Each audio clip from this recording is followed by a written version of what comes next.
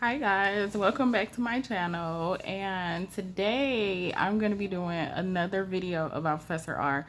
But this video is going to be introducing Professor Dean. Professor Dean is Professor R's op, and this story is going to be about the time that Professor R went to jail and one of the students had to take his wife to go bail him out. Okay, it involves relics, it involves the seminar, and it involves us getting an A because Professor R went to jail.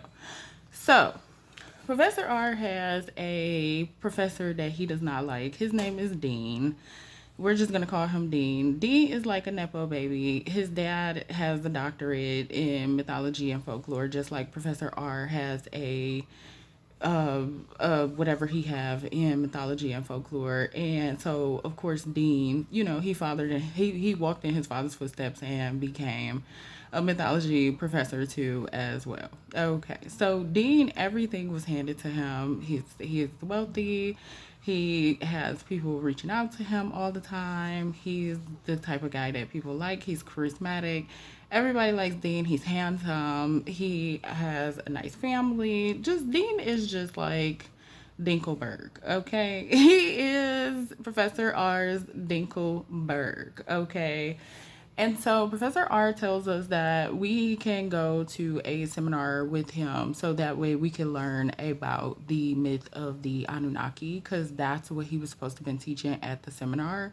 And so we had to sign the papers and all this kind of stuff or whatever. And then when we had signed the papers to go to the seminar, basically we was getting transportation, because we didn't have to drive our own selves this time or whatever, because it was at a further place than usual. Okay. And so Professor R's wife was going to be there because the seminar was supposed to have a relic that Professor R has that he likes to keep locked away in the safety deposit box because he doesn't want nobody stealing it from him. And he refuses to sell this to the museum, so it is what it is. So Professor R, he has this relic, he's ready, he thinks he's gonna knock Dean out of the box, he's gonna talk about the Anunnaki. That's something that people don't usually talk about, especially because it's just a myth, like it's not like, well, a lot of people would say it's not a myth, but Professor R, he would consider it a myth with him being a professor. Okay, so he think he got Dean all wrapped up. So we rooting for Professor R. We are well aware by now that Dean is Professor R's op, and we're rooting for him because he's our professor. Okay, so Professor R, he has his good hat on today. His good hat has all of his good stuff on it, like his little pen that he had when he graduated school. And then he has his other little pen on there that says Myth Maker. And then he has all his other pens on there that he loves. Remember, I told you he wears those hats that look like the Mad Hatter. And then it's like he's the one that made the hat. It's not like he went to go buy it from Hot Topic or anything. So this hat, you can tell it was special because he thought that he was about to blow Dean out the box. So everybody's dressed, everybody's ready to go, everybody signed their paper. Professor R, he tells us to meet him outside of the school. So we meet Professor R outside of the school. He has like a bus for the school or whatever. And his wife, she shows up. She parked in the parking lot, the school parking lot. And then, of course, she came around. She had a huge like case, but it was not heavy. You could tell it wasn't heavy.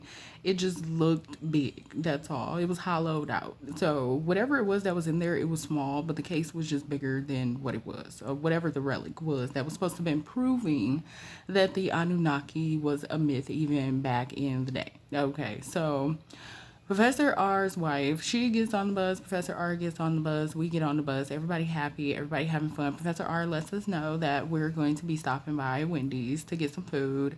And, like if you want to pay for your own Wendy's, you can. But he is, he was going to buy us like a meal, like for whoever didn't have no money and stuff like that. So he was just basically giving us the rundown.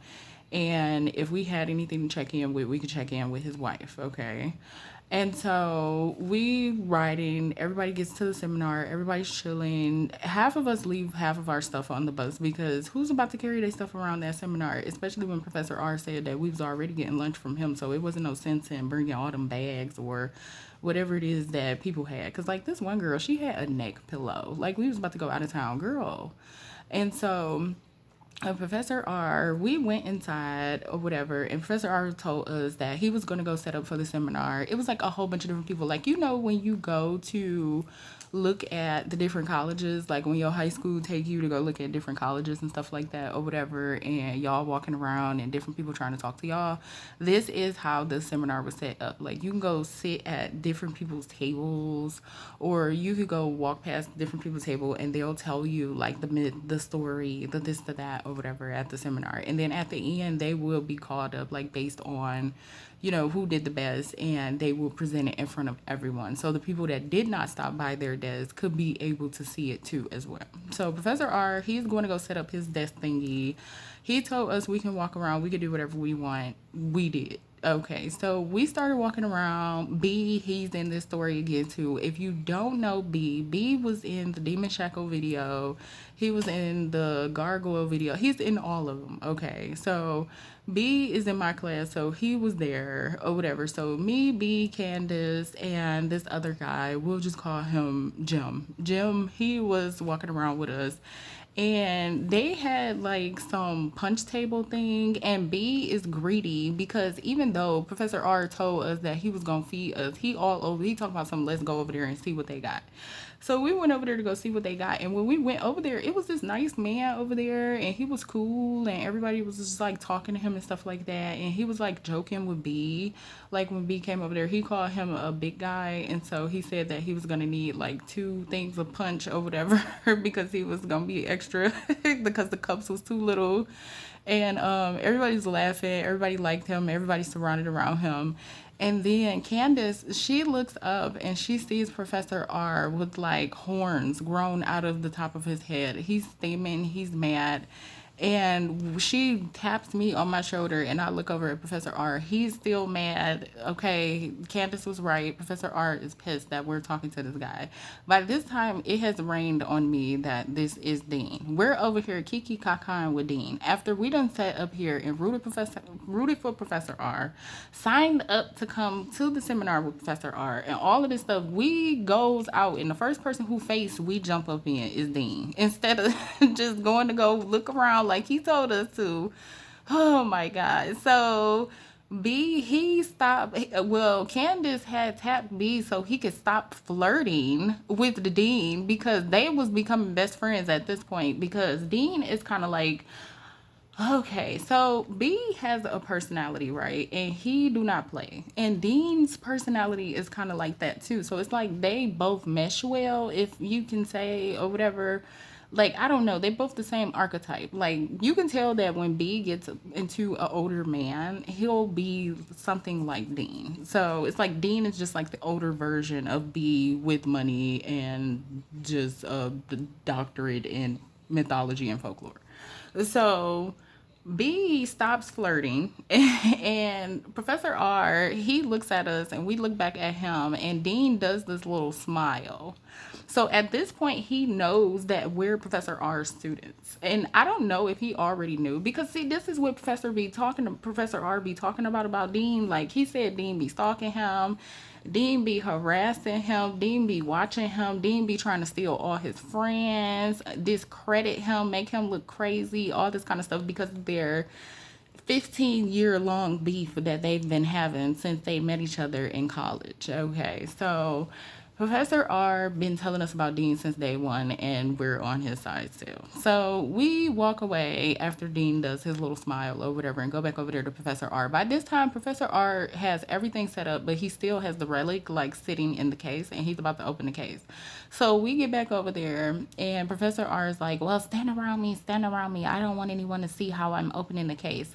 And so we blocked him so nobody could see like his little secret booby trap thing that he has on his case or whatever to have the thing. And the thing that he took out actually was beautiful. It was like a utensil. Like, I don't know if he said that it was a writing utensil, but it was not made from this world. Like, the materials were supposed to be like from a comet or a meteorite. that came from the place that the Anunnaki came from, or whatever. And it was pretty. It was glowing. Well, it wasn't glowing like unnaturally or anything, but it was just glowing because it was shiny. And it was just a very beautiful like artifact. It really was. And he had a little stand for it and everything. And so it explained what it was and all of that kind of stuff or whatever. And ding. He's way on the other side of the auditorium thing. Dean has a whole press of people come in. The people set up Dean's table that Dean brought. He doesn't have a table that was provided by the people. Oh no, they bring him in a table. They bring him in a 6-foot stand and a simple seat. Dean will be talking about the Anunnaki today as well. And he has a garment. Yes, a garment that he says that the Anunnaki actually wore on their body. Professor R is trembling. He's so mad. He's so disappointed. He's so irritated that Dean is trying to convince the public that the Anunnaki is only 6 feet tall. That's his. He's not even mad that Dean is doing Anunnaki too, because at this point in their life, he's like, know that Dean already knew that he was doing Anunnaki. And so, because he's so-called stalking him and stuff. So, Professor R is just mad of the misinformation of the subject and the audacity of him trying to compete with him while doing it. So Professor R walks over to Dean's section. All of those people were over there. He has like a full staff. One person is putting a piece of paper up. Another person is putting a piece of paper down. Another person is putting pins down for anyone that wants to leave comments about Dean's performance on the judges team or anyone that just walks past. And Dean is just overdoing it. So Professor R walks over there after the garment is put up. He storms over there. He has his little hat on. His wife is standing next to us. We're standing next to the table with the little cute relic that we have because it's small compared to Dean's. Okay, that's why I called it cute. So Professor R walks over there, he storms, and Dean is standing there, and he's just looking at Professor R with like this smirk of all smirks on his face, because he knows Professor R is about to explode, but he just doesn't know how or what, because Professor R is very unpredictable. You never know what he's gonna do.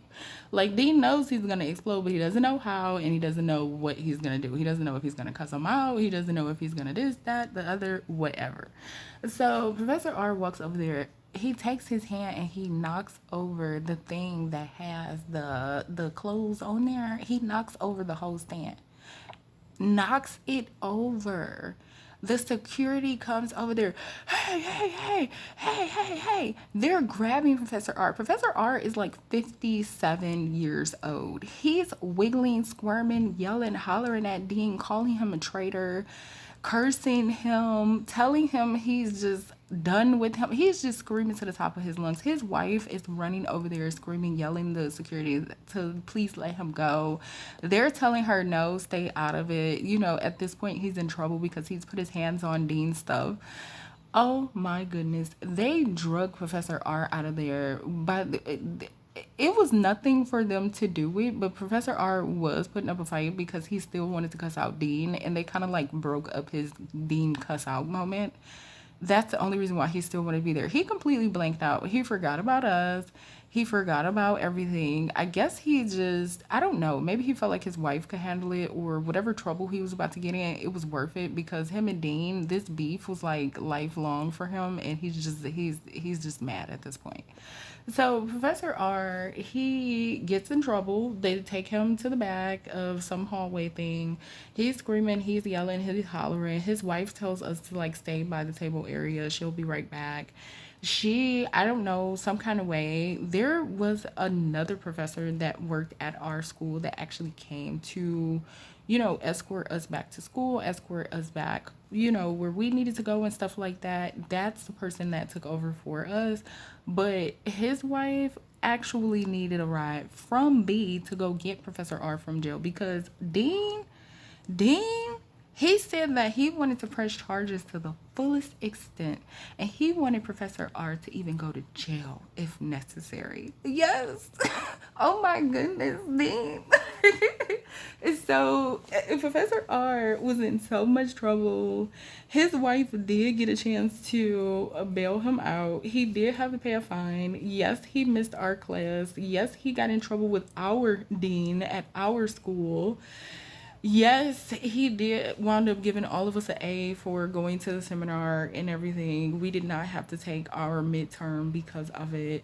Professor R's wife wound up making everyone cupcakes to apologize about Professor R's behavior. This was actually before the ghost cheating story, but we didn't get a chance to meet her with the cupcakes or anything. Like, he just brought them to class or whatever.